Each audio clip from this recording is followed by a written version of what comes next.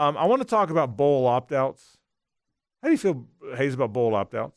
I mean, as a fan, I would love to see players play, but if it was, my son, I would advise them if they were, projected to be a first-round pick, don't play the game, and obviously unless you're competing for the national title. But I fully understand it. We've seen players that have suffered catastrophic injuries in bowl games. You go back to the Notre Dame linebacker many years ago in the Fiesta Bowl. You go back to the Michigan tight end. A few years ago, devastating knee injuries. And, to me, it's the draft process is tough enough. You've done everything that, you could have done for your school. You've certainly lived up to, the scholarship that they've given you. And so I think in looking at it, as a fan, I'd love to see them play, but I fully get why they don't, because you're 100 days away from basically the biggest day of your life from a financial perspective. Yeah, I'll never forget when Jake Butt tore his ACL, and it was like, oh my gosh, if only he hadn't played in the bowl game. But, I mean, Jaden Daniels, did anyone think he was going to play in the bowl game unless they were in the college football playoff? I didn't. Well, I never really thought about it. But I guess that's where I'm going with the topic is, and I want to get to this later on in the program. That's where the world is there now exhibitions. If you don't make the playoff, has the tournament, once upon a time, the NIT, the National Invitation Tournament, was the biggest tournament in basketball. Did you know that? Before the NCAA, the goal was to win the NIT. The NIT was the BCS.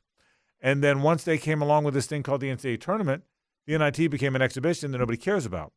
Well, I never worried about this playoff tournament in football, the 12-team playoff, turning the regular season in, saying the regular season won't be as important. I don't believe that. I think the regular season still is important. It's just not as tragic. But I do think it's, if you don't make the 12-team tournament, or is the whole collection of other bowl games now the NIT? Is it they're exhibitions? And I think we're going to see it. And I'll talk more about it later. But I think quick pitch. I think that's where we're headed. Well, and the other thing too that I think has really made it more widespread as well is the NFL, the general managers, the coaches, they don't care if the player opts out. I mean, they don't. If there was any pushback, initially it was kind of looked at as, will this be considered a character flaw at all? It's not a competitor. And when we were in the Fournette, McCaffrey drafts, when bowl opt-outs first became a thing, there was this, well, will it hurt them in the eyes of the evaluators? Well, it doesn't at all. And so that's the other thing. Like the NFL, the message has basically been, oh, yeah, go ahead and opt out. Why wouldn't you? Well, if that's the message they're receiving, then again, I mean, I respect the players that have a lot to lose and want to play for pride and for their teammates. That's great. But as a fan, I'd love to see them play because we want to see the best talent compete. But it's just not the way of the world. There's too much money at stake for these players to lose by, particularly like you see the hip drop tackle and things like that. I mean, I just think for these offensive players, if you're Jaden Daniels, why would you put yourself in a position where you could get hit and break your leg, and now instead of being a top 15 pick, you're going in the 4th round?